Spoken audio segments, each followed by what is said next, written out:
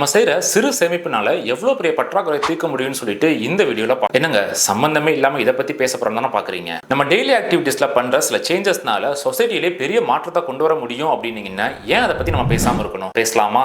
ஸ்கூல்ல ஒரு கிளாஸ்ல ஸ்டூடெண்ட்ஸ் எல்லாம் பிடி பெல் அடிச்ச உடனே எல்லாருமே கிரவுண்ட பார்த்து ஓடுறாங்க. அங்க ஒரே ஒரு ஸ்டூடெண்ட் மட்டும் லேட்டா வர்றான். அவன் ஃப்ரெண்ட்ஸ் எல்லாம் கேக்குறாங்க, ஏன்டா லேட்டா வர அப்படின்னு சொல்லிட்டு. அதுக்கு அவன் சொல்றான், இல்லடா கிளாஸ் ரூம்ல ஃபேன் லைட் எல்லாம் ஆன்ல இருந்துச்சு, அதை ஆஃப் பண்ணிட்டு வரதுக்கு தான் கொஞ்சம் லேட் ஆயிடுச்சு அப்படின்னு சொல்றான். அதுக்கு அவன் ஃப்ரெண்டு சொல்றான், நீ ஏன்டா அதை பண்ணிட்டு இருக்கிற, அதெல்லாம் பண்றதுக்கு வேற ஒருத்தவங்க இருப்பாங்க, நீ அதெல்லாம் பண்ணாம வந்திருந்தா கொஞ்சம் சீக்கிரம் வந்திருக்கலாம்ல அப்படின்னு சொல்லிட்டு. அதுக்கு அவன் சொல்றான், இப்படி யாரோ ஒருத்தவங்க பண்ணுவாங்கன்னு சொல்லிட்டு நம்ம விட்டுட்டே இருந்தா கடைசி வரைக்கும் அது யாருமே பண்ணவே மாட்டாங்க. அதுக்கு அவன் சொல்றான், டேய் நம்ம கிளாஸ்ல நம்ம ஆஃப் பண்ணாம வேற யார் தான் ஆஃப் பண்ண போறோம், யாரோ ஒருத்தவங்க ஆஃப் பண்ணுவாங்கன்னு நினைச்சு எல்லாம் ஓடிட்டே இருந்தா கடைசியில யாருமே ஆஃப் பண்ண மாட்டாங்க, கரண்ட் பில்லும் தேவையில்லாம செலவாயிட்டு தான் இருக்கும், அதனாலதான் கொஞ்ச நேரம் இருந்து எல்லாத்தையும் ஆஃப் பண்ணிட்டு வந்தேன் அப்படின்னு சொல்லிட்டு. அப்போதான் உங்களுக்கு புரியுது, இது பேசிக்கான விஷயமா இருந்தாலும் யாராவது சொல்லும் போது தான் இதை அவங்க புரிஞ்சுக்கிறாங்க அப்படின்றத. சோ அது எல்லாருமே மத்த கிளாஸ்க்கும் சொல்ல ஆரம்பிச்சாங்க. இதுல என்ன தெரிஞ்சுக்கணும் அப்படின்னீங்கன்னா, சின்ன பசங்கள்கிட்ட இவ்வளவு மாற்றத்தை கொண்டு வர முடியும் அப்படின்னீங்கன்னா நம்ம எவ்வளவு பெரிய மாற்றத்தை உருவாக்க முடியும்னா பாத்துக்கோங்க.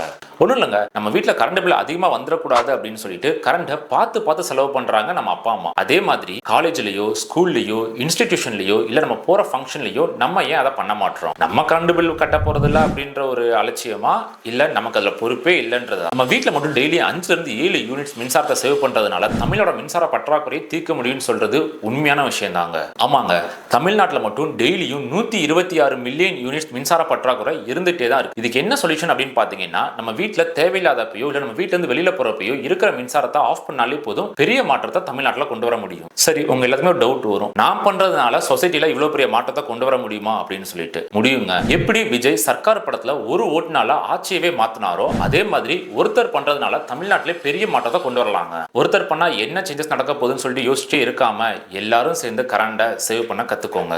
எப்படின்னு யோசிக்கிறீங்களா?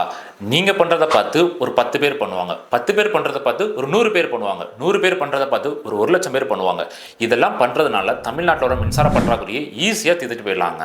ஸோ இந்த வீடியோ பார்த்துட்டு இருக்கிற நீங்க உங்க வீட்டில் இருக்கிற கரண்ட் பில்லை மிச்சம் பண்ணது எப்படின்னு சொல்லிட்டு அடுத்த வர சந்ததிக்கு சொல்லிக் கொடுத்து கரண்ட் பில்லை மிச்சம் பண்ண கத்துக்கோங்க.